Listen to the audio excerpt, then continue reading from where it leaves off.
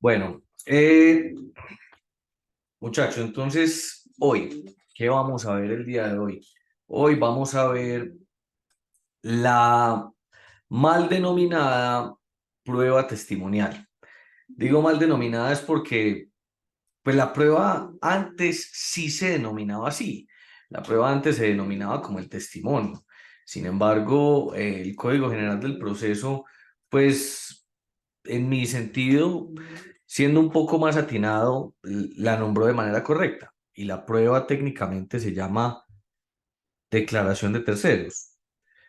Porque, pues pareciera tonto esa diferencia, pero ya van a ver que no. Terceros. Lo que pasa es que comúnmente, como a la prueba se le llama la prueba testimonial o la prueba de testimonio, el testigo tiene unas calidades específicas, que particularmente el testigo es una persona que no es parte dentro de la demanda, que no es parte dentro del proceso, es decir, alguien contra quien no van a surtir efectos directos la sentencia, pero que conoce los hechos. Entonces, claro, de ahí viene el tema de que testigo es solamente el que conoce los hechos. Sin embargo, les quiero contar que existen clases de testigos y uno de ellos particularmente, una de esas clases de testigos no conoce los hechos, pero aún así es un testigo. Esto no lo digo yo, esto lo dice la corte, pues porque en principio es algo como extraño, es como algo bizarro. Inclusive hablando con otros profesores una vez, preguntándoles que si habían escuchado alguna vez de eso, me dijeron, jamás, jamás, jamás. Y de alguna manera yo ya les he hablado o ya se los he mencionado a ustedes, y es el testigo experto. Entonces, dentro de las terceras personas que pueden acudir al proceso a rendir una versión, bien sea de unos hechos o bien sea de un conocimiento, nosotros encontramos a los siguientes testigos. Tenemos lo que es o los terceros que van a rendir declaración, y por un lado tenemos lo que es el testigo directo. Tenemos por otro lado lo que es el testigo técnico. Uy, espérate que... Testigo técnico. Por otro lado tenemos, vamos a poner al otro extremo, alguien que no es un testigo, pero que vale la pena mencionar que no es el tercero. Aquí lo voy a poner en rojo. El perito no es testigo, no es testigo, hay que aclarar de una vez. Y tenemos por acá a alguien que se llama el testigo experto.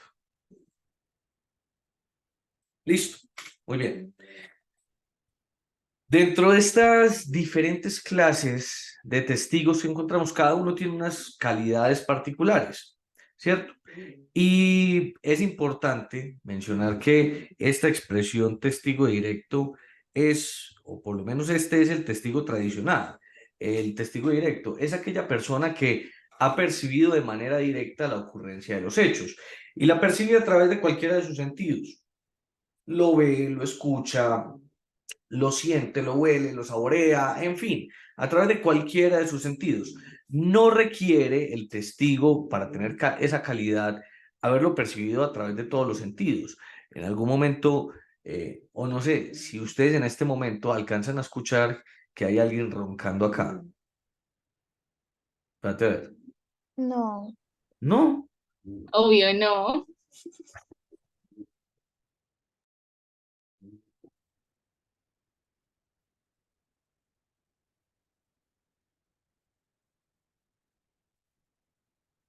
Ah, No, profe, no se oye.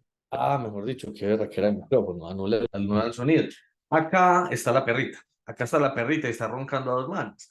Entonces, ¿qué es lo que pasa? Donde ustedes hubieran escuchado eso, donde ustedes hubieran escuchado a la perrita, pues naturalmente ustedes están percibiendo un hecho a través de solamente uno de los sentidos que tienen, no a través de todos.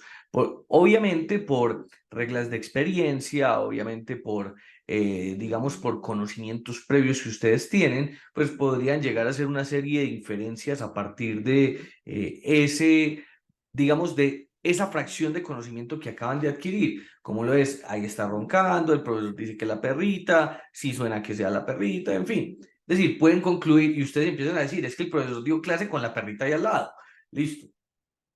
A pesar de que ustedes no la vieron, pero percibieron a través de uno de los sentidos. ¿Por qué es tan importante ese tema de la percepción? Y aquí adelantándome inclusive, porque la percepción termina siendo el elemento de verificación y de contradicción. Digamos que es la forma más común de yo, cuando estoy practicando la prueba testimonial, o más bien no practicándola, sino cuando la estoy contradiciendo, poder refutarla, poder, en palabras coloquiales, decir, destruir esa prueba, que sea inverosímil, que el testigo, su dicho no sea creíble, y es mostrar que lo que esa persona sabe no lo obtuvo de manera directa por sus sentidos, sino a través de los sentidos de otra persona. O que si lo obtuvo a través de sus sentidos se encuentran tan distorsionados que no puede ser confiable su declaración. Entonces, el testigo directo es ese que tiene principalmente esas calidades. La persona, naturalmente, testigos solamente pueden ser personas naturales. Las personas jurídicas no podrán ser jamás testigos, porque ustedes bien saben que las personas jurídicas, siendo una ficción, pues no tienen sentidos a través de los cuales adquirir el conocimiento. Ahora, entonces, estos son los testigos tradicionales, los que nosotros normalmente llevamos a juicio. Resulta, acontece que ese testigo, y tengo que decir testigo directo, es porque hay una práctica no muy adecuada en donde llevamos a una persona que es el testigo indirecto. Cuando digo llevamos, serán los otros abogados, porque yo jamás en mi vida he llevado a un testigo indirecto a un juicio. Y es el mejor denominado testigo de oídas. Es una persona que no ha percibido, jamás percibió de manera directa la ocurrencia de los hechos, más lo que conoce es porque alguien más se lo ha dicho. Ese testigo es malísimo y eso es lo que en penal se conoce como la prueba de referencia. La prueba de referencia, pero referencia es de que otra persona me dijo que algo pasó. Una cosa es que yo escuche a alguien conversar, otra cosa es que una persona me cuente sobre un suceso que yo no he percibido. Ese testigo es poco fiable y ese testigo es de los que más fácil se cae en un juicio. Y digo que es el que más fácil se cae en un juicio es porque normalmente esta persona cuando está declarando utiliza expresiones como me dijeron, según cuentan, supuestamente. Pues esas palabritas a uno le activan de una vez el instinto de que esta persona no sabe nada. Una vez teniendo un juicio por allá en Manizales, en donde una persona estaba buscando que se declarara que entre ella y alguien más que había fallecido existía una sociedad comercial de hecho. Entonces, esta persona que demandó, yo estaba defendiendo pues a los herederos del difunto, la persona que demandó llevó una testigo que empezó a decir, ojo, y ella se iba a trabajar con él todos los días, ellos siempre hacían todo juntos, ellos hicieron el negocio juntos, ellos acordaron hacer esa sociedad. Yo dije, oiga, pero me parece increíble que este testigo siempre está presente. Eso me parece raro, porque dice, se van todos los días a trabajar juntos, hacen todo juntos, celebraron el negocio juntos. Pues básicamente esta persona también hubiera podido ser socia en esa sociedad, por así decirlo. Y entonces, claro, no sé, esa piquiña que me empezó a dar a mí en el cerebro, y yo, venga, y es que usted se iba a trabajar con ellos todos los días. No, no, yo nunca iba. Ah, ya. Entonces usted no los vio a ellos jamás trabajar juntos.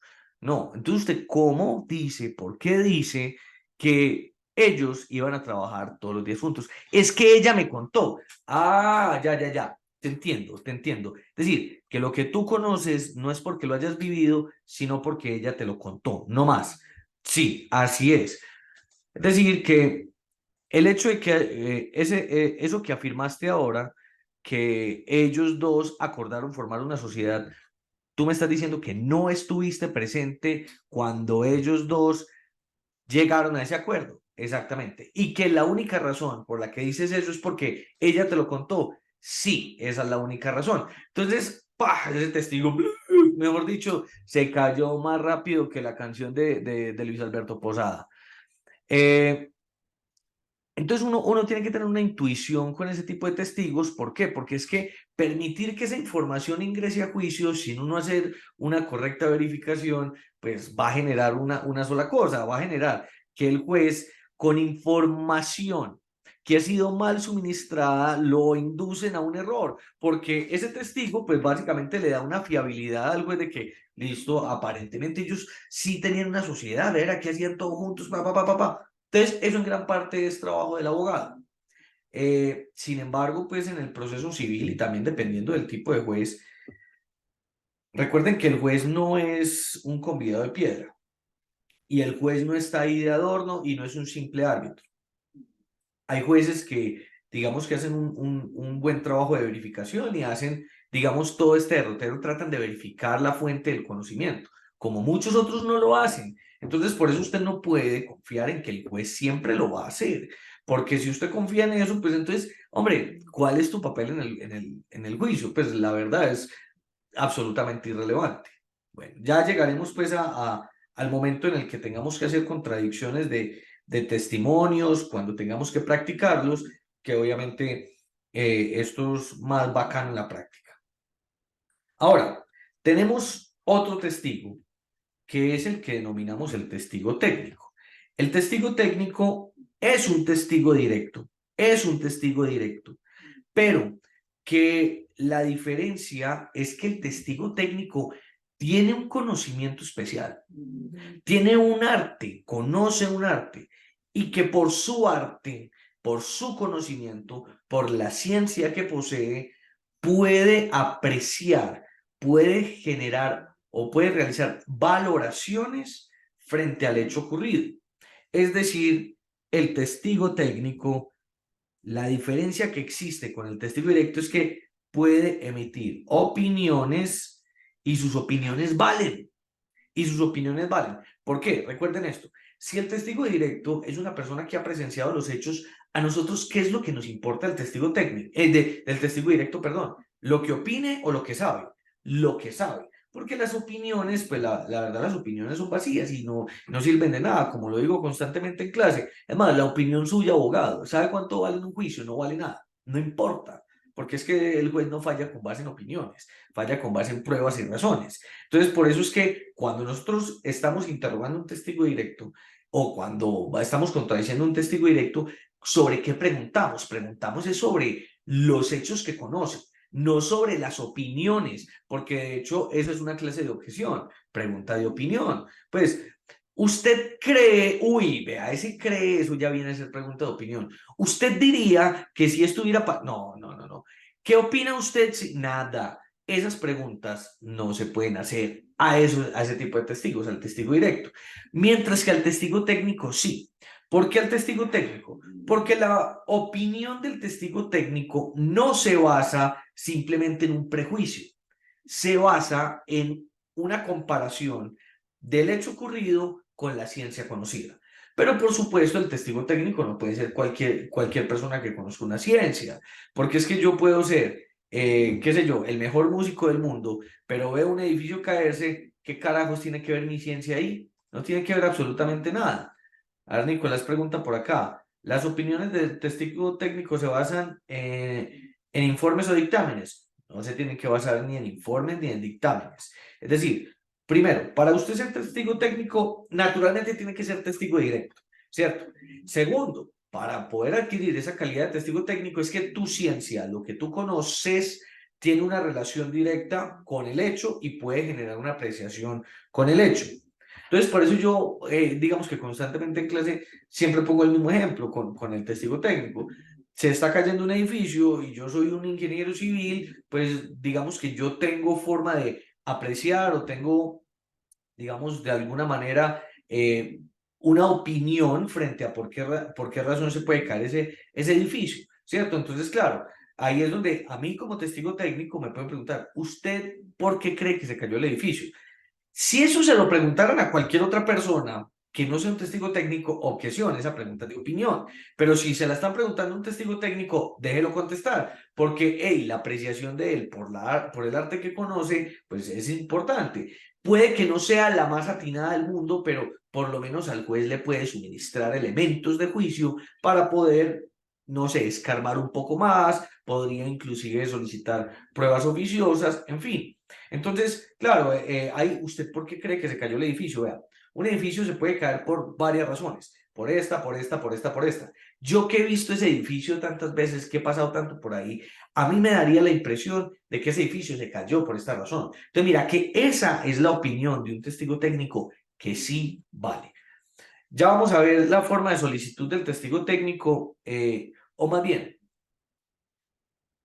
la ausencia de regulación específica dentro del Código General frente a la solicitud de un testigo técnico, que vamos a ver cómo nosotros la llenamos, ¿cierto? Obviamente entendiendo que siempre cuando hablamos de solicitudes de pruebas, hablamos es de la materialización del debido proceso, porque es que digamos, la formalidad en la solicitud de pruebas no es simplemente una formalidad, es tratar de proteger el debido proceso de alguien más. Muy bien, entonces ahí tenemos a nuestro testigo técnico.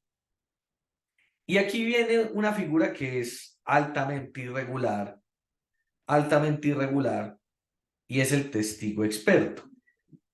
El testigo experto, les quiero decir, no es un perito, no es un perito, no es un perito. Por eso tuve que poner aquí al perito, porque no es un perito. Y también tengo que decir lo siguiente, que el testigo experto no reúne las calidades que reúne el testigo directo. Es decir, que el testigo experto es una persona que no presenció los hechos. Entonces, claro, parece ser una denominación inapropiada llamarlo como testigo, porque él no conoce los hechos. Sin embargo, se los tengo que decir, la Corte así lo ha denominado, testigo experto, testigo experto. No lo voy a poner, no lo voy a llamar diferente y no me voy a poner a inventarme nombres cuando ya la Corte ha establecido cuál es su nombre, testigo experto. Entonces, el testigo experto es una persona como que baila entre ser testigo y ser perito. Primero, ¿por qué no es perito? Porque este testigo, primero, no tiene información, no tiene elementos de juicio, no tiene, digamos, insumos con los cuales practicar una experticia. Entonces voy a poner no experticia, no practica una experticia. A diferencia del perito, que el perito lo que hace es que se le da una información, se le dan unos elementos para que él realice una serie de experimentos y pueda llegar a una conclusión concreta sobre el experimento que está realizando. Y naturalmente ese experimento tiene una relación con los hechos. Es como cuando yo estoy en un proceso de responsabilidad médica y yo contrato un perito para que el perito me diga, dígame si esa operación está bien hecha o está mal hecha. Entonces, claro, el perito hace una inspección física del sujeto, ve la historia clínica, ve radiografías, ve un montón de cosas, y el perito, después de analizar cada una de esas cosas, empieza a redactar su informe en donde llega a una conclusión en donde dice, esa operación mejor no pudo haber quedado, o qué operación tan mala, esa vaina hay que cambiarla. Obviamente, pues lo va a hacer en sus términos más técnicos, pero verá que llega a una conclusión sobre ese experimento, y ese experimento tiene una relación con los hechos. Ahora, el testigo experto no emite bajo ninguna circunstancia un informe correspondiente a un peritaje, es decir, no hace experimentos, no hace experimentos. Ahora, ¿cómo como no conoce directamente los hechos, entonces él tampoco va a poder declarar sobre los hechos.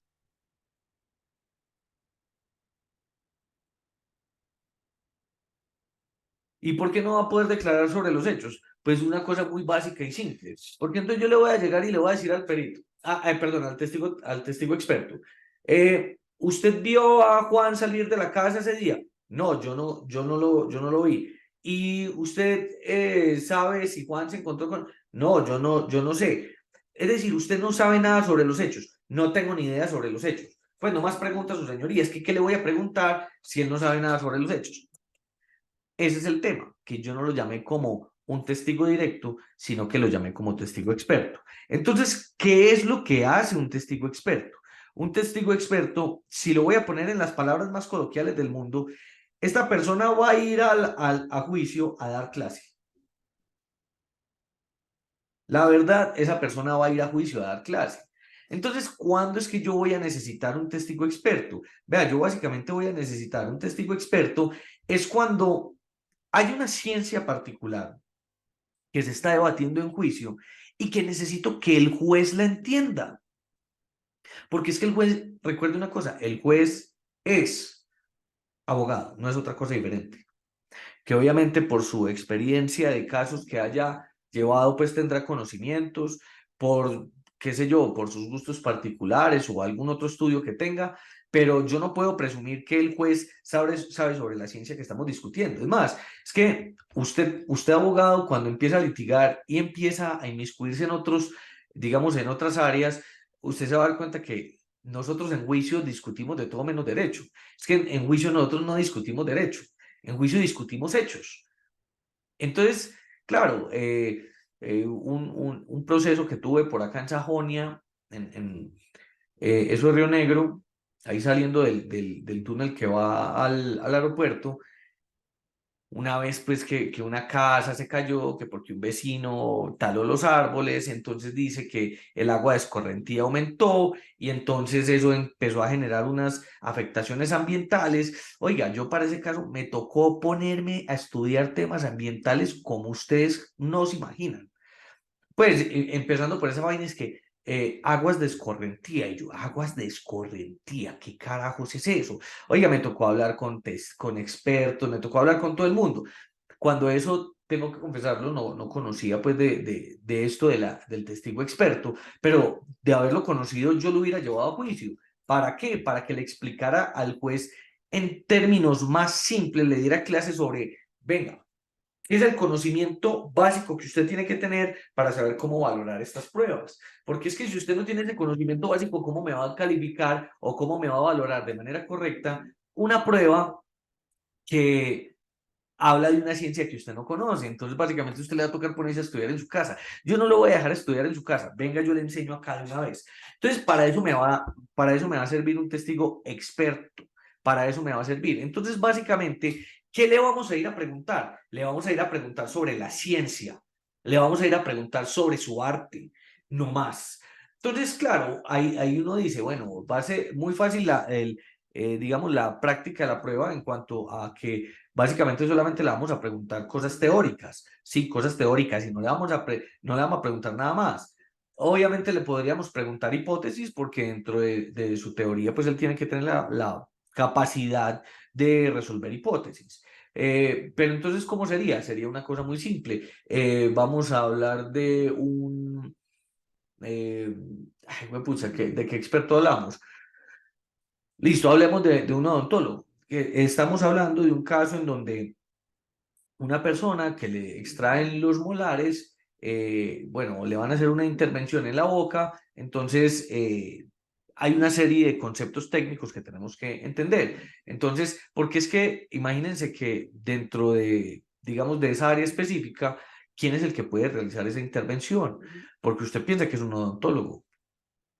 No, el odontólogo es como el médico general. El odontólogo no puede hacer eso. Quien hace eso es un cirujano maxilofacial. ¿Y cómo? ¿Qué carajo es un cirujano maxilofacial? Entonces, qué bueno uno poder llevar un experto que diga, "Vean, listo, por la naturaleza, las operaciones que se llevan a cabo en la cara, inclusive en la cavidad bucal, correspondientes a implantaciones, extracción de molares, bla, bla, bla, bla, bla, bla, bla, bla, bla. Estas deben de ser realizadas por parte de un profesional idóneo. Ese profesional idóneo es un cirujano maxilofacial. ¿Cuál es la diferencia que existe entre un cirujano maxilofacial y un odontólogo?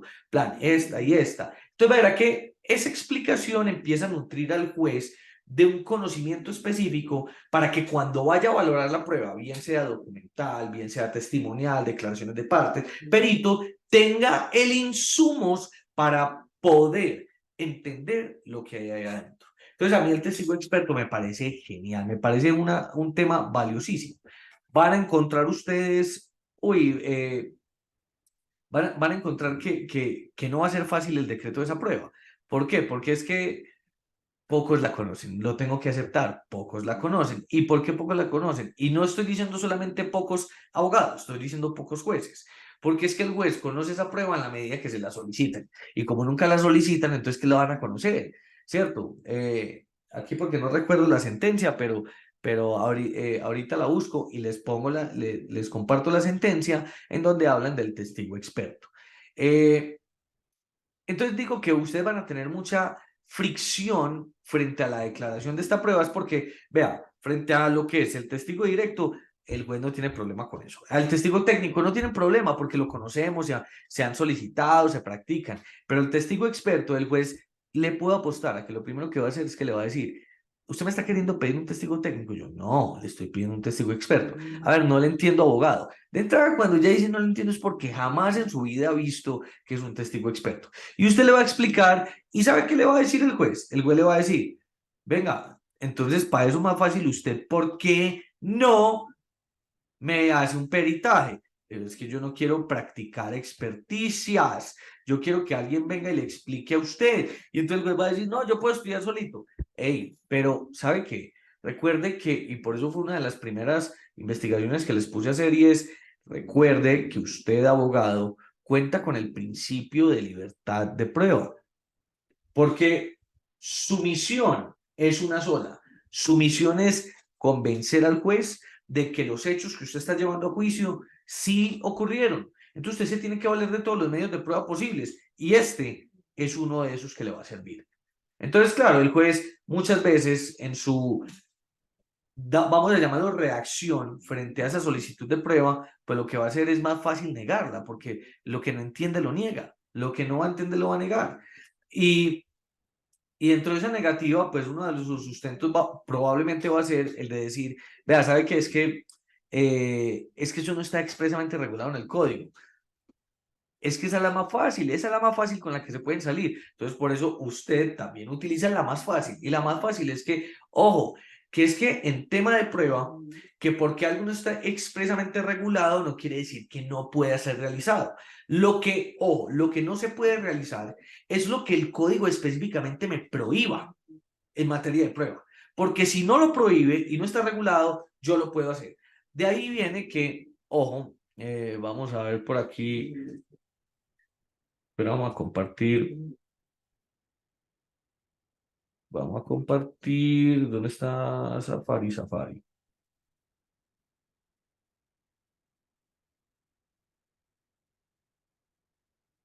Hey, código general, ¿dónde estás?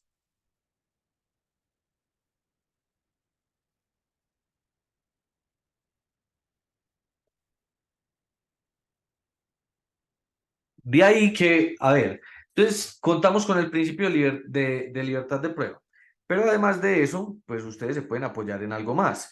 Y es que el Código General le dice al juez específicamente en el artículo 12, vea, cuando hayan vacíos o algo que no esté específicamente regulado, usted va a tener que utilizar figuras análogas para poder practicar pues para el caso específico, para poder practicar la prueba. Mire el artículo 12 del Código General. Cualquier vacío en las disposiciones del presente código se llenará, pues qué cosa tan antitécnica se llenará, con las normas que regulen casos análogos. A falta de estas, el juez determinará la forma de realizar los actos procesales con observancia de principios constitucionales y los generales del derecho procesal, procurando hacer efectivo el derecho sustancial. Entonces, ¿qué tiene de particular esto? Y más que todo para esta prueba de la que estamos hablando, y es que mire y verá que el testigo experto es como una mixtura entre las dos cosas, entre ser testigo y ser un perito, porque un experto, espérenme un segundito, que el perro me va a volar.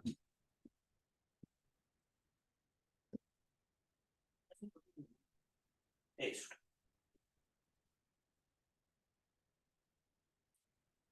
Oiga, es una mixtura entre ser un testigo experto, entre ser un testigo y ser un perito. ¿Eso qué va a implicar? Eso va a implicar que el juez, para la práctica de esa prueba, va a tener que tener en cuenta, y así lo veo yo, para la solicitud, todo lo pertinente y regulado para lo que es el testigo. Y para la práctica, lo mismo que con el perito. Lo mismo que con el perito. ¿Por qué? Porque estamos hablando de una persona que supuestamente es experto en algo, entonces naturalmente yo tendría que tener la misma capacidad de contradicción que cuando estoy teniendo una contradicción con un perito, que también es un experto en algo. Entonces, de ahí, esa es mi apreciación. Digo mi apreciación es porque eso no está dicho en ningún lado, pero me parece una apreciación válida en cuanto a que si yo trato al experto como un simple testigo, entonces lo estoy tratando mal. Lo estoy tratando mal. Y por una cosa muy simple. Imagínense que al testigo yo no le puedo hacer preguntas sugestivas. No se las puedo hacer. No le puedo hacer ni una sola pregunta sugestiva. Ni una sola sugestiva. Entonces, claro, al perito yo sí le puedo hacer preguntas sugestivas. ¿Por qué? Porque es que una persona que es experta en algo rara vez o muy difícilmente se va a dejar engañar por una pregunta sugestiva, porque él conoce su ciencia. Entonces, de ahí que al testigo experto yo también tendría que tener esa posibilidad de formularle ese tipo de preguntas. Muy bien. Entonces, ahí tenemos como el espectro de los terceros que pueden venir a declarar. Ahora, ¿quiénes son, digamos, las personas que están en obligación de venir de declarar? Obligación de declarar en juicio. La obligación de declarar en juicio. Técnicamente la obligación es de todos. Esa es la regla general.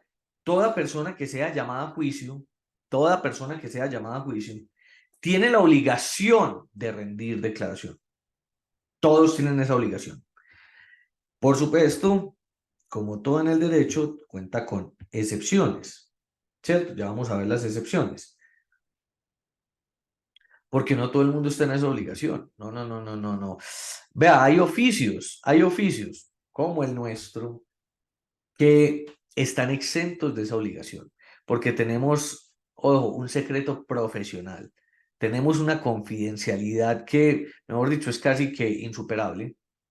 ¿Usted se imagina donde a nosotros abogados nos llamaran a rendir testimonio? Entonces, imagínese para un proceso penal, imagínese para el proceso penal en donde naturalmente su cliente, usted es abogado defensor, y su cliente llega y por supuesto le cuenta todo. Vea, sabe que yo sí maté a ese tipo, le pegué 72 tiros donde merecía, mejor dicho, y no me arrepiento de nada. Ve, abogado, el arma está allí, el cuerpo quedó allí, blu, blu, le contó todo. ¿Usted se imagina donde el fiscal pudiera decir, su señoría, solicito como testigo al abogado? No, ay, hijo de puta, ese tipo me contó a mí todo. Entonces me va a tocar aquí decirlo todo. Vea, sí, él me contó que hizo esto, esto, esto, esto. Esa es la razón por la que nosotros no podemos rendir testimonio. Nosotros tenemos, ojo, esa facultad, no tenemos la obligación, no tenemos obligación alguna. Que yo lo pueda pedir, yo lo puedo pedir. Y que el otro sea tan ingenuo como para llegar y decir, ay, ve listo, que pase el abogado a declarar. Pero ojo, no es de entrada una prohibición, sino que no es una obligación. Hay una gran diferencia entre ambos, porque si yo estoy diciendo una prohibición de entrada, el mismo juez tendría que decir no. Pero si no es una obligación, quiere decir que yo puedo pedirla y ya está, es facultad o es decisión del testigo venir o no venir.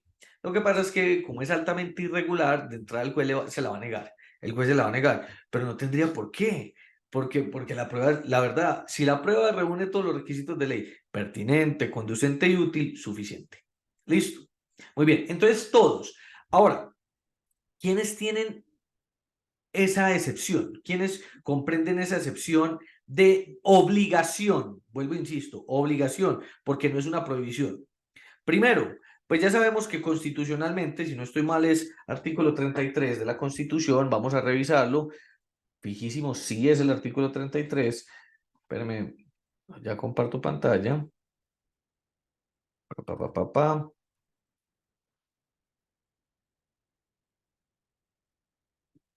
¿Te quieres quitar de acá, por favor? Eso.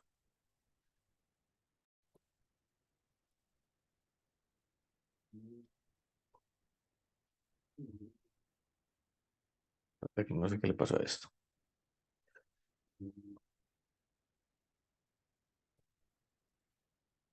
Constitución política. Secretaría del Senado. No me gusta abrir otro que no sea la Secretaría del Senado. Bueno. 33. Uy, mira lo que sí. Artículo 33. Nadie podrá ser obligado a declarar en contra de sí mismo. Aquí vienen los testimonios. O contra su cónyuge, o compañero permanente, o parientes dentro del cuarto grado de consanguinidad, segundo de afinidad o primero civil. Es decir, mire y verá que no está planteando una prohibición, está planteando es una ausencia de obligación. Entonces, aquí es donde yo le digo a usted, vea, ojo a quien le cuenta a usted los secretos, porque generalmente uno sabe a quién le cuenta los secretos. Los más íntimos y los secretos más oscuros que usted tiene, se los termina contando a ese cónyuge, ese compañero permanente, esos parientes, bueno, si son muy cercanos, si tienen familia muy unida, listo. Pero ¿qué pasa? Acuérdese de mí cuando le digo esto. Usted sabe con quién se casa, pero no sabe quién se separa. Y el día de mañana van y pescan a su ex esposa, a su ex esposo, a su ex compañero, ex compañera. Y vea, estamos armando un caso en contra de ese tipo. ¿Usted sabe esto? Sí. Ay, pero es que yo no tengo la obligación. Usted no tiene la obligación, pero usted lo quiere hundir. Sí, yo quiero. Vea, se va para ese juicio y suelta toda la sopa, suelta todo. Entonces, obviamente aquí yo ya le estoy diciendo a usted, si le quiere contar secretos a alguien, cuénteselo a estas personas porque no están en obligación de declarar en su contra. Sin embargo, el que no estén obligados no quiere decir que ellos no quieran. No quiere decir que ellos no quieran. Entonces, para ellos es posible hacerlo, sí. ¿Por qué se lo digo? Porque, vea, en Estados Unidos hay estados en donde es prohibido y uno tiene que romper la prohibición. ¿Cuándo rompe, por ejemplo, la prohibición uno en esos estados? En Estados Unidos. Es cuando se prohíbe cuando, digamos, que el compañero o más bien se levanta la prohibición cuando el compañero o la compañera de alguna manera están siendo también objeto de investigación y están siendo objeto de acusación. En ese sentido, esa persona sí puede, para salir en defensa propia, ir a declarar en contra del otro. Mientras no se haga, entonces no será así. Entonces, uy, carajo, imagine yo queriendo llamar a la esposa de alguien que lo sabe todo y dice, no, prohibido, no se puede montar al estrado. Increíble. Entonces ya saben que aquí en Colombia no funciona así, funciona de la otra manera. Ahora, artículo, ay no, ¿para dónde te va a ir?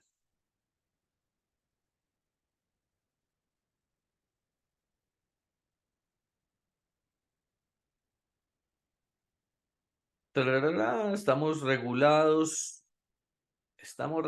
declaración de parte a partir del artículo 208. Entonces, verá que en el mismo artículo 208 nos dice toda persona tiene el deber de rendir testimonio que se le pida, excepto en los casos que la ley determine. Pues ya vimos que uno de los casos en los que la ley, ojo, no determina la obligación es en el artículo 33.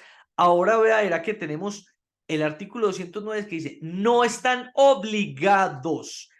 Vuelvo e insisto, no es lo mismo obligado a prohibido. Entonces, no están obligados a declarar sobre aquello que se les ha confiado o ha llegado a su conocimiento por razones de su ministerio, oficio o profesión. Entonces, va a ver que aquí estamos súper conservadores. Primero, los ministros de cualquier culto admitido en la República. Entonces, básicamente, ¿qué están diciendo? El padre ante el cual usted se va a ir a confesar, pues yo lo puedo llamar y él puede rendir declaración. Sí, él puede rendir testimonio. ¿Que está en obligación? No. Él puede llegar y excusarse y decir, su señoría, yo no voy a rendir testimonio. No estoy en obligación. Y el juez le dice, muchas gracias, hasta luego. No le puede decir nada más. Porque la diferencia entre tener obligación y no tenerla es, ojo, que el juez lo puede forzar a rendir la declaración.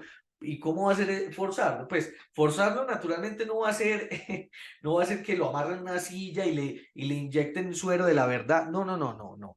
Forzarlo, ya vamos a ver las formas de forzar y obviamente va a llegar al punto en el que pues yo no puedo obligar a alguien a que expida las palabras de su boca. Obviamente eso va a tener unas consecuencias personales para ese sujeto. Mientras que ya vemos que en estas excepciones yo puedo decir que no y el juez no puede hacer absolutamente nada. Número 2, tenemos que no están en esa obligación los abogados, los médicos, los enfermeros, laboratoristas, contadores en relación con hechos amparados legalmente por el secreto profesional y cualquier otra persona que por disposición de la ley pueda o deba guardar secreto. Entonces, vea, voy a poner el ejemplo más tonto del mundo, pero vea, qué cosa tan particular. No sé si ustedes se vieron una serie, si no la han visto, me dan el favor y se la ven, la tienen de tarea. Si han visto Breaking Bad. En Breaking Bad, por allá ya terminando las últimas temporadas, aparece un abogado que se llama Saul Goodman. Saul Goodman es lo que nosotros conocemos como el tinterillo, pero tinterillo marrullero, pues es un que le gusta hacer trampa, listo, en fin. Entonces un día, dos personas como que lo secuestran y el hombre llega y trata de hacer un negocio con ellos ahí secuestrado. Y él, como abogado, él escuchó unas cosas que dijeron ellos y ellos ya lo iban a matar. Lo iban a matar. Él dijo, no, no, no, no, no, no, no me mate, contráteme. ¿Por qué? Porque si me contrata, yo tengo entonces el deber del secreto profesional. Métame en el bolsillo así sea $5 para que cerremos el trato y yo ya no puedo decir absolutamente nada porque si yo ya no puedo trabajar y no lo mataron y lo terminaron contratando, pues porque ya tiene el tema del secreto profesional, pero porque conoce algo con ocasión de su oficio como abogado, porque yo como abogado puedo conocer hechos por los cuales yo no he sido contratado, ahí yo sí estoy en la obligación. Sí estoy en la obligación, es decir, yo no puedo contar los hechos por los cuales yo he sido contratado. Asimismo, el contador. Hey, si yo le digo al contador, si el contador, imagínense, lo voy a poner en la cosa más nefasta del mundo. Si al contador, que lo contrata una empresa, y le dice, me hace doble contabilidad, y yo llego y llamo de testigo a ese contador, ese testigo tendrá la obligación, ese testigo no tiene la obligación. No tiene la obligación. Y el juez no puede valorar esa ausencia de voluntad de rendir el testimonio como un indicio grave, pues decir, no quiso venir. No, pues que si yo no estoy en la obligación, viejo. Pues me estás diciendo que me vas a preguntar sobre algo de lo cual yo tengo, ojo, secreto profesional. Entonces yo no te voy a decir nada. Pero como todo el mundo piensa que el deber es absoluto, entonces claro, el contador haya muerto del susto, pan, va y suelta toda la sopa, va y la suelta toda. Ahora, hay otra. Hay otra. Entonces, listo, excepciones. Tengo artículo 33.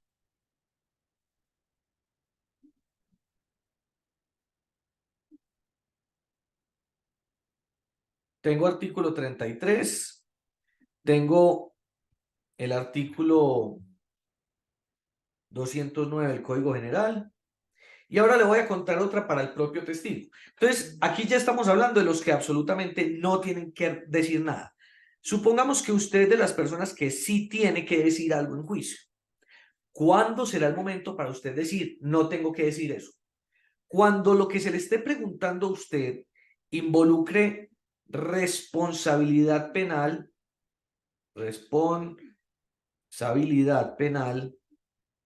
ay, marica, que responsabilidad penal o contravencional propia. Es decir, a mí como testigo me están preguntando algo, que la información que aquí se expida podría llegar a ser valorada de manera tal que eso involucre para mí una responsabilidad penal.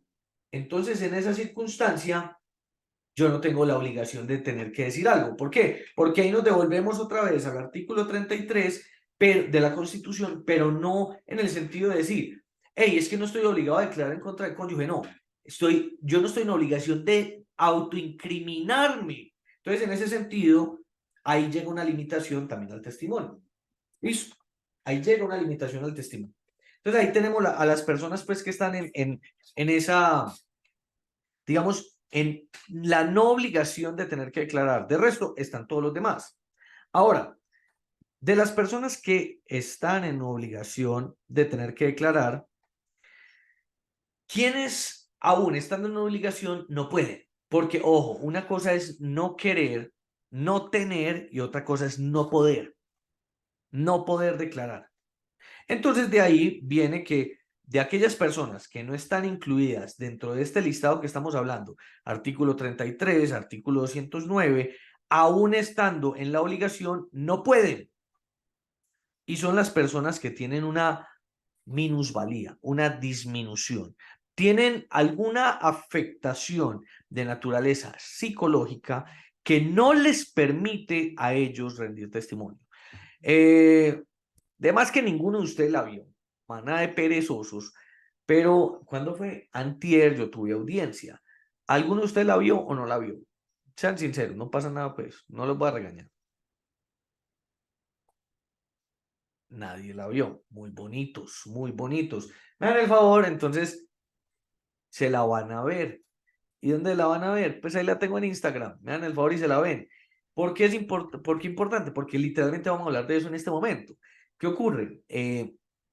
Un señor que, pues, que era parte, iba a dar su declaración de parte, él había sufrido un accidente que le generó una afectación en la memoria que él no recuerda nada. Él no recuerda si, pues, los datos se le escapan fácilmente, no recuerda cuántos años tiene, entonces requiere asistencia de otra persona para poder rendir su declaración para que le refresque los datos. Entonces, en ese sentido, dígame, ¿de quién vamos a evaluar el conocimiento?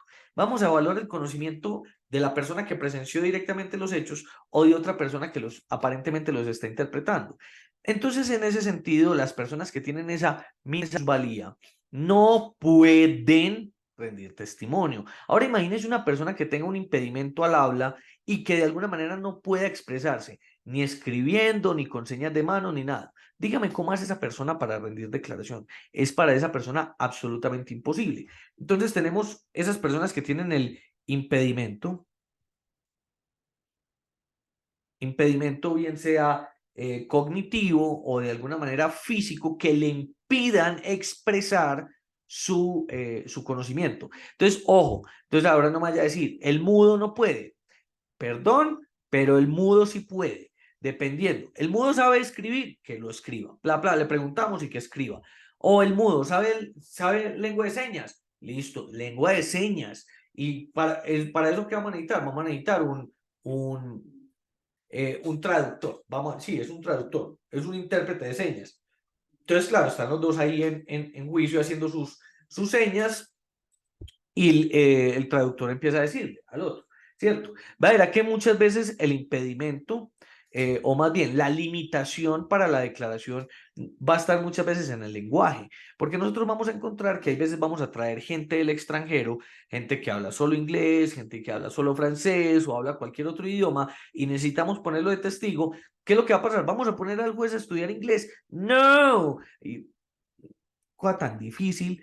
Le digo que hay veces me ha tocado a mí fungir y no es técnicamente correcto como traductor. Una vez, yo ahí medianamente sé francés, entonces una vez que en un juicio llamamos a un paciente de por allá que estaba en Suiza y él habla francés, entonces, claro, estábamos ahí en la videollamada y el juez le empezó a preguntar cosas y él no le entendía nada, entonces a mí me tocó empezarle a preguntar, oíste, que si vos conoces algo de este tema. Y él dice, no, no conozco. Entonces me tocaba a mí decirle al juez, su señoría, él no conoce nada. Él me está diciendo que no conoce nada de lo que usted le está preguntando. Entonces el juez dijo, entonces ya, yo no le voy a preguntar más porque me dice que no conoce.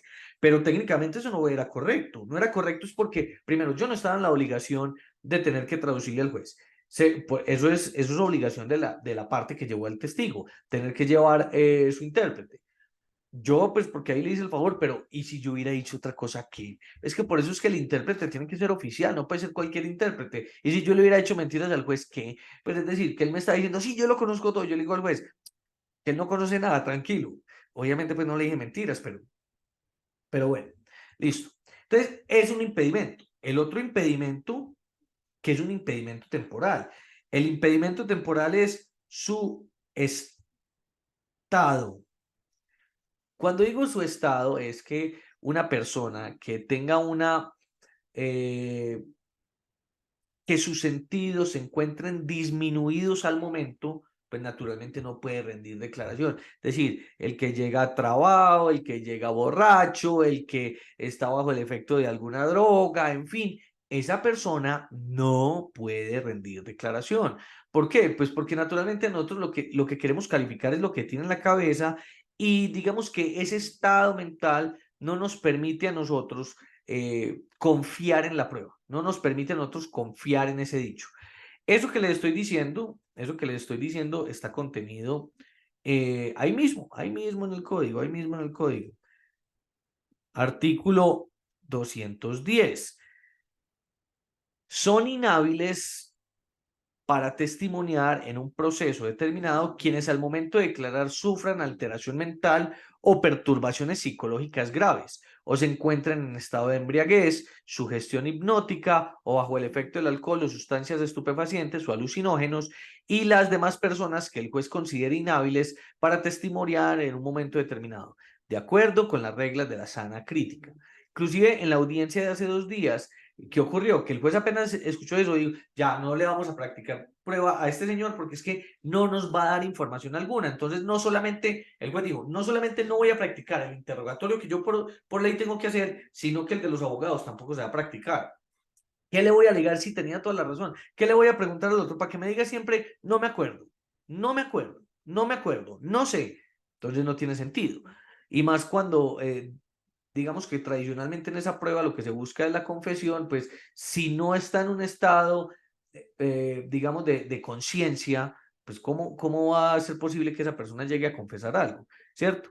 Bueno, eh, la tacha por inhabilidad deberá formularse por escrito antes de la audiencia señalada para la recepción del testimonio o oralmente dentro de ella. Vea, ojo a esto, porque es que la gente se pega a esos formalismos.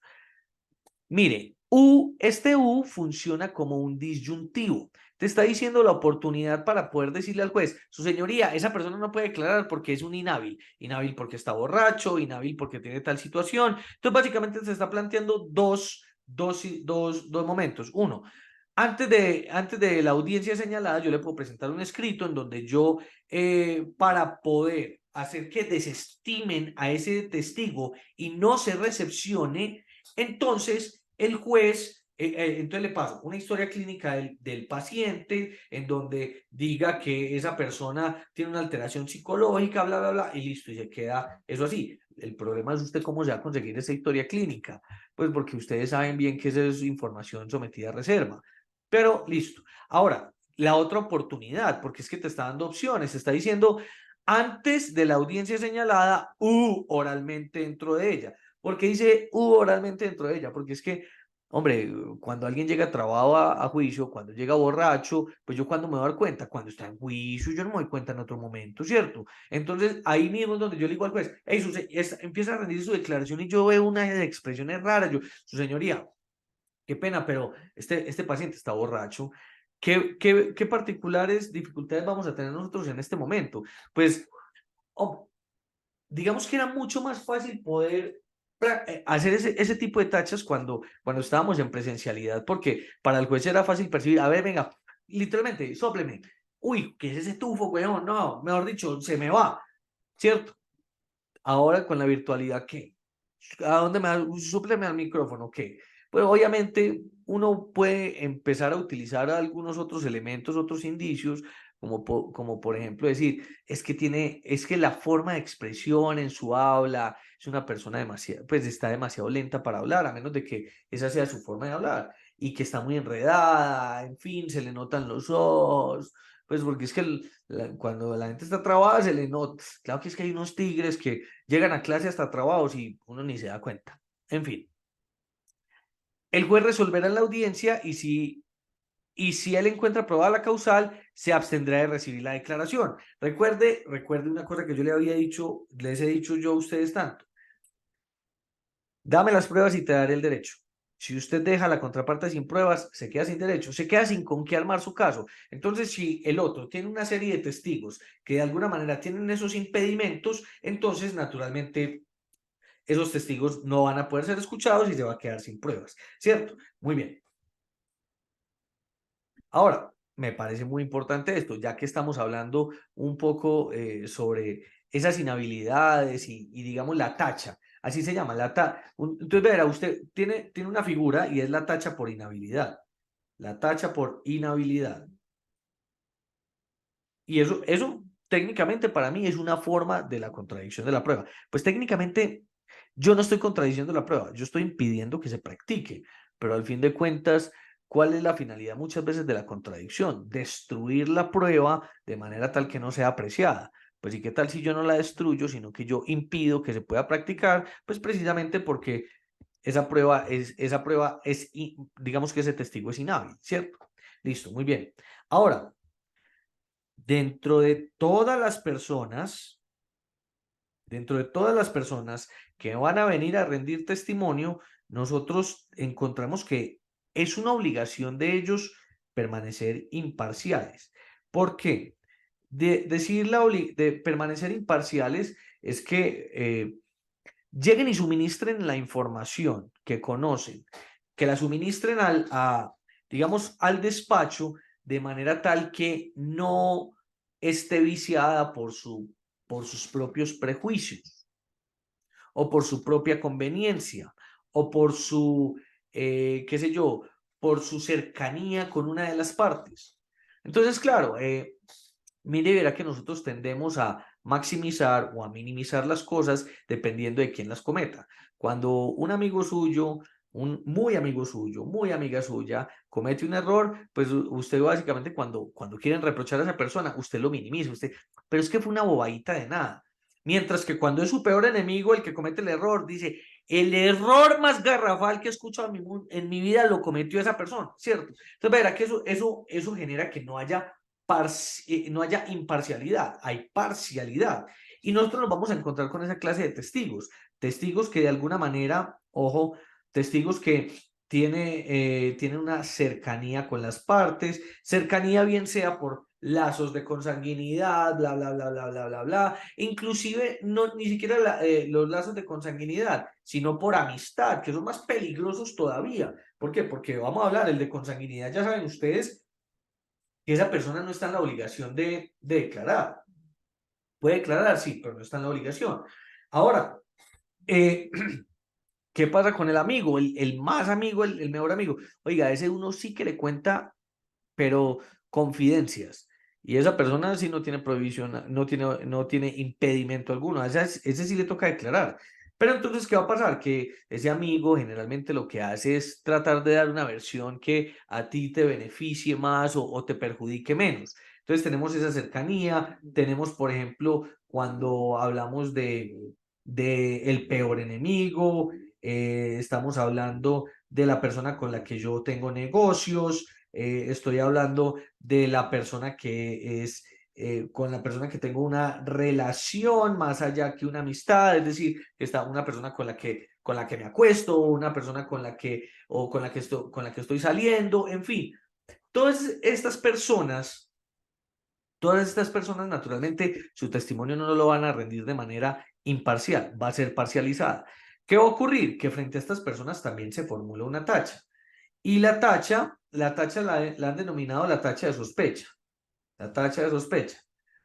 ¿Y cómo que tacha de sospecha? Pues uno llega y le dice al juez, vea, su señoría, es que esa persona es el papá, esa persona es el hermano, esa persona es el mejor amigo, esa persona es el peor enemigo, o esa persona, verá que tienen negocios juntos, verá que esa persona tiene una relación con el otro, vea las fotos saliendo del motel.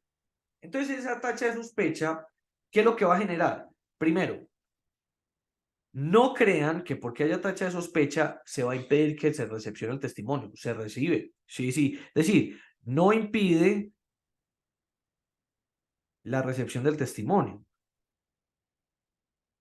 No impide la recepción del testimonio. Pero ¿qué es lo que va a hacer? ¿Por qué se llama tacha de sospecha? Se llama tacha de sospecha porque literalmente, y véame la cara, véame la cara, véame la cara. Es como cuando uno, hay algo que no cree, cuando algo uno no cree, uno pone esta cara como, pues es decir, entrecierra los ojos, hace que su valoración, el criterio para poder analizar esa información sea un poco más estricto, sea más minucioso, que yo de alguna manera lo tengo que ver es viendo esas exageraciones, o la minimización de la expresión de los hechos. Entonces, ojo, está diciendo sospecha en cuanto a que no es que yo no le vaya a creer, pero para poderle creer de manera fiel, yo tengo que ser mucho más cuidadoso. Eso es lo que le está diciendo con la tacha de sospecha. ¿Por qué? Porque es que naturalmente una persona con la que yo hago negocios, pues yo qué voy a querer que le vaya mal en juicio. Si yo voy a declarar por mi mamá, yo qué voy a querer que le vaya mal en juicio, pues porque lo que le beneficia a ella probablemente me beneficia a mí, ¿cierto? Pero eso no quiere decir que tú por naturaleza estés diciendo mentiras. Ahora, este tema de la tacha de sospecha, la verdad a mí me parece, pues es muy particular porque el código tampoco establece la formalidad en la que hay que hacer la tacha de sospecha ni el momento en el que hay que hacer la tacha de sospecha. Vamos a ver que es altamente impreciso frente a decir en el momento en el que se hace. Entonces, me ha tocado que muchos jueces, que cuando uno está, por ejemplo, haciendo alegatos de conclusión, uno dice, su señoría, y mire que es la mamá. Entonces, ojo que usted tiene que tener un criterio mucho más delicado para poder analizar ese testimonio. Ojo, y lo dicen los alegatos. Entonces, el juez cuando está profiriendo la sentencia dice, ahora, como el abogado no formuló la tacha de sospecha durante la práctica del interrogatorio, entonces yo no voy a tener en cuenta tal tacha. Yo dije, pero ve, mira qué tipo tan charro. Pues me parece muy charro porque es que la tacha de sospecha en realidad surge en el momento en el que nos damos cuenta de esa cercanía o de que por alguna circunstancia el testimonio puede no ser imparcial, ¿cierto? Entonces, es decir, como que no, me parece muy particular del juez, pues en ese particular caso, vamos a ver por qué le digo que es altamente impreciso el código frente a esa figura. Entonces, artículo 211. Cualquiera de las partes podrá tachar el testimonio de las personas que se encuentren en circunstancias que afecten su credibilidad o imparcialidad, en razón del parentesco, dependencia, sentimientos o interés en relación con las partes o sus apoderados, antecedentes personales u otras causas. Entonces, mire, hasta este punto dice, se podrá formular la tacha de sospecha, pero no dice cuándo, no está diciendo cuándo. Lo que quiere decir es que básicamente puede ser en cualquier momento, hasta antes de dictarse sentencia, por supuesto. Mire, dice, la tacha, no te movas de ahí, hombre, la tacha deberá formularse con expresión de las razones en que se funda.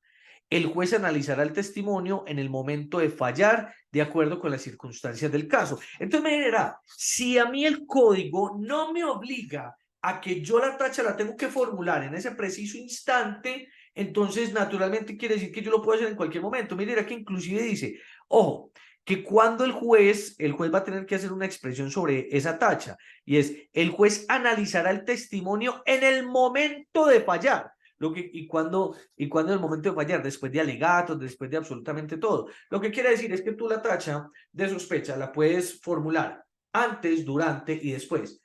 Antes del testimonio, durante el testimonio y después del testimonio. Entonces, antes del testimonio, pues yo ya sé que son padre e hijo, yo ya sé que tienen una relación, una relación entre ellos. Entonces, básicamente yo lo que hago es que le adjunto al juez unos elementos de prueba en los cuales pueda soportar esa tacha de sospecha. ¿Y cómo es? Vea, su señoría, vea la foto de los dos saliendo del motel. La tacha de sospecha, ahí lo tiene. O vaya a ver, tan empeliculado, pero ¿y por qué no? Es que las cosas pasan. El día antes de rendir el testimonio, esas dos personas reunidas con el abogado, no dice, su señoría, estaban cuadrando de testimonio. Ey, eso es posible, eso le puede dar sospecha al juez, le puede dar toda la sospecha del mundo. Entonces yo aporto las fotos, los videos, donde aparece esa supuesta reunión. Ahora, que si son padre e hijo, pues registro civil de nacimiento y listo. Eso lo puede haber hecho antes. Durante, el testimonio? Pues porque de las preguntas que se le hacen al testigo, vaya a ver la que conocen las generales de ley, en donde le dicen al testigo, ¿usted conoce a la persona tal? Sí, lo conozco. ¿Por qué lo conoce? Porque somos amigos desde la infancia. Entonces, claro, a mí me dicen amigos desde la infancia, a mí me va a caber dentro de alguna de estas causales y dice, ojo, no es un pariente, no es un dependiente, pero de alguna manera, vea, hay sentimientos ahí, hay unos antecedentes personales. ¿Por qué digo sentimientos? Pues, hombre, estamos hablando del amigo de la infancia, el amigo de toda la vida. ¿Cómo me vas a decir que esa persona va a ser absolutamente imparcial? Su señoría, él acaba de decir que es el amigo de toda la vida, entonces voy a formular la tacha de sospecha frente a este testigo para el momento en el que usted lo tenga que analizar. Listo, perfecto, abogado. Tomando atenta nota. Listo, muy bien. Y usted sigue haciendo su interrogatorio. Eso no quiere decir, vuelvo, insisto, no quiere decir que no se vaya a recibir el testimonio. Ahora, que como después de practicar la prueba, usted llega, su señoría, ya terminamos con el testimonio, pero entonces le quiero manifestar que este testigo lo voy a tachar de sospechoso por estas circunstancias. Listo, perfecto. O inclusive en el mismo alegato tú puedes decir, y su señoría, ese testigo lo tacho de sospechoso por estas circunstancias. Y el juez no le puede decir, hey, fue demasiado tarde. ¿Sabe por qué no puede ser demasiado tarde? Porque es que esa tacha, el código no le pone, el único límite temporal que le pone es básicamente cuando el juez está dictando la sentencia. ¿Por qué? Porque es que hasta antes fue tu última oportunidad de intervenir dentro del proceso para hacer una valoración de prueba. De resto, no tienes otra. ¿Listo? Entonces, ahí tenemos tres figuras bien importantes que son la obligación, listo, la obligación de rendir testimonio. 2, la no obligación de rendir testimonio. 3, la inhabilidad de rendir testimonio. Y la última es la imparcialidad al rendir testimonio. Entonces, súper importantes esas figuras. Ahora, ocurre algo con las personas que están llamadas a rendir testimonio, que es su obligación, que tienen que rendir testimonio, pero como a nadie le gustan las cosas fáciles, son renuentes a rendir testimonio. Entonces dicen, listo, ese testigo no es inhábil, ya saben que la imparcialidad no va a impedir que tenga la obligación de tener que ir a juicio, entonces está en la obligación de rendir testimonio, pero él no va. Y nosotros estamos en la falsa creencia de que los testigos yo siempre los tengo. Y naturalmente muchas veces yo sí soy cercano a algunos de los testigos, es decir, pues yo los conozco, entonces yo los llevo de la manito, ellos me colaboran, pero muchas veces el testigo está en manos de la otra parte. Es decir, quien conoce del hecho es alguien que digamos, tiene una cercanía con la otra parte. Entonces, ¿qué? Yo voy a ir a decirle, venga, vamos a rendir testimonio para perjudicar a su amigo. Pues, ¿quién va a hacer eso? Entonces, de alguna manera, la gente es renuente. Ahora, la gente también es renuente porque cuando usted se van a dar cuenta, usted abogado llega e invita a alguien a un juicio y le dice, venga, necesito que me ayudes para un testimonio. No, no, no, a mí no me gustan esas cosas, yo no me quiero meter en problemas. Siempre es sinónimo de problemas, siempre es sinónimo de problemas. Ideal, usted puede llevar a la gente por las buenas, pero si hay que llevarlos por las malas, hay que llevarlos por las malas. ¿Y eso se puede? Sí, eso se puede. ¿Y sabe cómo se llama? Se llama conducción policial. Entonces, vamos a ver de la conducción. Pues, o básicamente, ¿cuál es la figura? La figura es que si una persona que ha sido decretada como testigo dentro de un juicio y esa persona, después de habérsele notificado que tiene que concurrir, no concurre, el abogado interesado podrá insistirle al juez para solicitar la conducción policial. Y la conducción policial es básicamente que el juez va y ordena al inspector de policía o a un cuadrante para que vea dónde está el paciente ubicado. Está en el trabajo. Me hacen el favor y me pescan ya mismo a ese paciente que está en el trabajo, me lo sientan. Hoy en día, pues ya no lo tienen que llevar a la sala de audiencias. Pues ya y me le hacen prender un computador y me lo conectan a Zoom. Y me lo conectan al Zoom. Uy, carajo, eso se puede. Una belleza, una belleza. Obviamente la gente con esa fricción va a ser súper renuente para querer contestar algo, pero, hey, recuerde algo, usted no tiene más oportunidades que esa para poder demostrar los hechos que está discutiendo en juicio. ¿Cuándo más crees que los vas a discutir? Entonces, a mí no me importa si es que tengo que terminar siendo brusco, si tengo que terminar utilizando la conducción policial, ya me ha tocado utilizarla. Hey, no me importa, pero necesito a la gente allá en juicio, necesito poder agotar hasta el último recurso para ganar ese cargo, porque, hey, seamos sinceros, el interés de nosotros es ganar ese caso. Vuelvo e insisto, no es ganar el caso diciendo mentiras, porque eso obviamente es indebido. Pero ¿y qué es la verdad? Es que acaso usted la conoce. Pues usted conoce la verdad, usted presenció los hechos como para ser el dueño de la verdad. Usted se construye una verdad a partir de lo que su cliente le dice, a partir de las pruebas que usted reúne. Usted se convence que esa hipótesis, esa realidad puede ser una verdad, entonces usted dice, no, vamos a probarla, vamos a probarla. El que tiene que corroborarla es el juez. Listo. Muy bien. Entonces, vamos acá a, antes de la petición de prueba, ya vamos a hablar de la petición de prueba. Citación de testigos. Entonces dice por acá el artículo 217.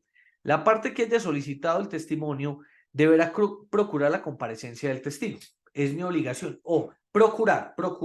Yo tengo que ser el que los lleve, porque yo soy el interesado. Cuando la declaración de los testigos se descrete de oficio o la parte que solicitó la prueba lo requiera, el secretario lo citará por cualquier medio de comunicación expedito e idóneo, dejando constancia de ello en el expediente. Eso tiene una razón de ser. Obviamente, cuando usted tiene la capacidad de hacer comparecer al testigo, porque usted le dijo, venga, vamos a juicio, muy fácil. Pero cuando el testigo es renuente, se hace absolutamente indispensable que usted haga esto. Cuando la declaración de los testigos se decrete de oficio, listo. No estamos hablando de la prueba oficiosa, estamos hablando de la prueba de testimonio a solicitud de parte. O la parte solicitó la prueba, el secretario lo citará por cualquier medio expedito e idóneo, dejando constancia de ello en el expediente. Pues aparentemente la citación del testigo es obligación ¿de quién? Del secretario. Y la citación por el medio más expedito, hey, antes era correo certificado, en fin, lo que pasa es que confiamos mucho en el correo certificado, pero medios expeditos, vea, WhatsApp, mensaje de datos, correo electrónico. Por supuesto, yo le recomiendo a usted que para que el juez no tenga dudas frente a la citación, usted lo haga a través de medios certificados. Cuando digo de medios certificados es, si usted ya conoce el correo electrónico de esa otra parte, pues, hombre, mándele correo electrónico certificado. Servientrega presta ese servicio, es muy bueno. Ahora, usted le puede pedir al secretario, hey, señor, le puede escribir al juzgado, juzgado, necesito que me citen a este testigo a estas direcciones para, en caso tal de que yo requiera una conducción policial por si no comparece. Artículo 217, el secretario es el que los debe citar. Listo. Porque es que muchas veces los juzgados se descargan en uno, descargan esas obligaciones. Vea, hasta la ley 2213 dice que los oficios deberán ser emitidos por parte de la Secretaría del Juzgado. ¿Y sabe qué hace? ¿Qué hacen los juzgados? Expiden el oficio, se lo entregan a uno y dicen, vea, entréguelo usted, abogado. Pero, hey, si no ves que dice que tienen que salir de secretaría, pues ¿por qué me estás poniendo a mí? Yo no soy el secretario del despacho. Así como en esta misma circunstancia, dice el secretario citará. No está diciendo la parte, está diciendo el secretario citará. Ahora, cuando el testigo, a ver, aquí viene la situación, cuando el testigo fuera dependiente de otra persona, también se comunicará al empleador o superior para los efectos del permiso que éste deba darle. Claro, porque es que muchas veces dirán, no, es que ese día yo trabajo, y usted cree que el juez se va a detener a ver si los calendarios de todos cuadran. El juez tiene su calendario y ese día la audiencia y punto. En la citación se prevendrá al testigo y al empleador sobre las consecuencias del desacato. Entonces, ahora sí, viene la inasistencia. Hey, desacato. Desacato implica que, por supuesto, si ellos no hacen caso, se puede dar apertura al incidente de desacato. Ustedes muy bien saben que toda orden judicial que se desacata a través de incidentes, si se llega a demostrar, puede llegar a generar consecuencias no solamente pecuniarias, sino también consecuencias de carácter vamos a llamarlo penal, pues, aunque técnicamente no es penal, pero es que hey, eso te puede llevar a unos días de paseo en la cárcel, literalmente el incidente de desacato. Ahora, artículo 218. Yo he citado al testigo, yo cité al testigo, pero el testigo, y que estando en la obligación, no concurre. Entonces dice, en caso de que el testigo desatienda la citación, se procederá así. 1. Sin perjuicio de las facultades oficiosas del juez, se prescindirá del testimonio de quien no comparezca. Y eso pasa mucho. El juez no espera a nadie. El juez dice, no vino, no vino, lo siento. Eso quiere decir que usted, abogado, también se tiene que aprovechar de eso cuando su contraparte no lleve al testigo y usted ¿qué va a decir? No, démosle más tiempo. Recuerde, hombre, usted está allá para ganar ese caso, está para ganar ese caso, y el juez falla con información. Si no está el testigo para darle información, pues entonces mejor para usted, pues y más si es el caso de la contraparte. Entonces, por eso en ese sentido, su señoría, no vamos a esperar a nadie, pues obviamente es usted, el juez de manera oficiosa puede decir, no, voy a aplazar la audiencia para escuchar a ese testigo o necesito que me le hagan la conducción policial, pero entonces digamos que los jueces son muy reservados con eso. ¿Por qué? Porque, claro, esa insistencia con esa prueba, de alguna manera, ¿a quién le tiene que interesar? Le tiene que interesar es a la parte que quiere demostrar algo con ese elemento de prueba. Entonces, es más fácil que prescinda del testigo. Es mucho más fácil que prescinda del testigo. Es decir, ya, no lo vamos a escuchar y de esa manera usted también podría motivar que se continúe con la audiencia. Ahora, si es el testigo que a usted le interesa, que usted necesita, pues aquí usted va a echar mano del numeral segundo. Si el interesado lo solicita y el testigo se encuentra en el municipio, yo creo que esto ya de el testigo se encuentra en el municipio ya no aplica. Ya les voy a decir por qué. El juez podrá ordenar a la policía la conducción del testigo a la audiencia si fuere factible. Esta conducción también podrá adoptarse oficiosamente por el juez cuando lo considere conveniente. Entonces, ¿por qué les digo que ya no aplica cuando se encuentra en el municipio? Yo diría que más bien se encuentra en el país y se sepa dónde se encuentra. ¿Por qué? Porque es que, mire, dirá que las audiencias ya no son presenciales, no son en el espacio físico. Entonces yo puedo ordenar, yo como juez puedo ordenar conducción policial de una persona en cualquier lugar. Entonces yo llego y le digo, yo llego y que está en un paseo en Dibuya, allá en La Guajira. Yo llamo allá al inspector de Dibuya. Señor inspector, le habla el juez 14 civil del circuito de oralidad de Medellín. ¿Cómo está? Muy bien, muchas gracias. Vea, yo necesito que usted me haga un grandísimo favor aquí y lo hace así a través de llamada, mejor dicho, expedito en la misma audiencia. Necesito, por favor, que busquemos hacer una conducción policial. Hay una persona que se encuentra en el corregimiento de tal lado, en tal finca o en tal casa, que necesito que me lo lleve a la inspección y de manera inmediata me lo conecte a un computador y que me lo ponga en una plataforma de Zoom. ¿Lo puede hacer oficial? Sí, señor, ya mismo voy. ¡Pum! Se van en el carro de policía, lo montan al carro, lo parquean allá en la estación, en la inspección, y lo obligan. Y lo obligan. Entonces, por eso digo que ya esto de que se encuentra en el municipio debe entenderse de una manera muy diferente, más fácil si se encuentra en Colombia. ¿Por qué digo si se encuentra en Colombia? Porque es que el juez, ya saben ustedes, que el juez puede comisionar. ¿Por qué dice aquí dentro del municipio? Pues naturalmente, pues porque tiene una competencia dentro de su propia circunscripción. Pero, ojo, obviamente el juez no solamente puede comisionar a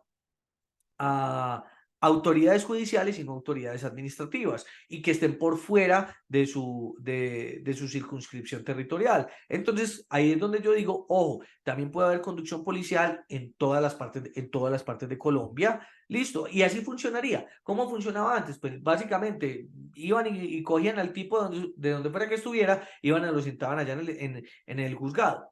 Ahora, que la conducción tiene que ser para hacerse ese mismo día, no necesariamente. Inclusive la conducción puede ser, señor oficial, necesito por favor que vaya y me pesque a ese tipo y me lo siente mañana a las 8 de la mañana en un computador. ¿Me puede hacer el grandísimo favor? Listo. Entonces se suspende la audiencia hasta el día de mañana para poder recibir ese testimonio. Insístale al juez, insístale. ¿Qué pasará si el tipo no va? Ey, pero es que como que no va. ¿Cómo que no va si la policía está yendo por él? Otra cosa es que la policía no lo encuentre. Siga insistiendo. Aquí no le está diciendo Si el interesado lo solicita, lo podrá solicitar por una sola vez. Hey, si el código no te dice por una sola vez, quiere decir que usted lo puede pedir todas las veces que quiera hasta que eso se materialice. Para usted la prueba es importante, el juez no la puede desechar así como así. Vamos a perseguir esa prueba como sea. ¿Listo? 3. Si no pudiera convocarse el testigo para la misma audiencia y se considera fundamental su declaración, el juez suspenderá la audiencia y ordenará su citación, como lo ven ustedes en este momento. Ahora, pues como lo acabamos de explicar, al testigo que no comparezca a la audiencia y no presente causa justificativa de su inasistencia dentro de los 3 días siguientes, se le impondrá multa de 2 a 5 salarios mínimos legales mensuales vigentes. Listo, esa es como la sanción más común, la sanción más corriente. Listo, muy bien. Hasta ahí, muchachos, les quiero preguntar, ¿tenemos alguna pregunta? Profe, por mi parte no. Muy bien, Por mí tampoco, profe. listo, muy bien. Entonces, vamos a dejar ahí hasta ahí hoy y ya la próxima semana vamos a arrancar con la solicitud de la prueba testimonial, cómo se practica la prueba de testimonio, es decir, vamos a adentrarnos un poquitico en la técnica de interrogatorio, aunque ya saben que eso lo vamos a hacer por aparte, en donde vamos a ver, uno, ¿cómo es que yo cuando llevo el testigo, cuál es la técnica que yo tengo que emplear para practicar la prueba? Eso va ligado a una serie o a un tipo de preguntas. Y ahora, cuando yo soy la contraparte, es decir, en contra de quien se está practicando la prueba, ¿cuál es la técnica que yo tengo que emplear para la correcta contradicción de la misma? ¿Listo? Entonces, muchachos, si no es más, nos vemos ya la próxima semana. Profe, ¿dónde podemos Señor, ver la audiencia? la audiencia, bueno. En el Instagram mío, en el de la oficina, en Estrada Abogados, si no me sigue, me da el favor y me sigue. Estrada Abogados, pues yo creo que aquí ya todos me siguen. ¿Qué carajos? Bueno, en Estrada Abogados. Y, espérate, mira, esto va a mostrar. En el feed aparece sin nombre de nada. Espérate, míralo acá. Aparece sin nombre de nada y ahí arranca la audiencia. Es una audiencia laboral, pero eso no tiene nada que ver. Digamos que el decreto de la prueba del testimonio, las inhabilidades y todo están regulados en el Código General del Proceso y entonces, por ende, le es aplicable pues al mismo proceso laboral. Listo. Muy bien. Entonces, muchachos, si no es más, nos vemos la próxima semana. Listo, profe, gracias. Chao. Chao. Gracias, profe. Gracias.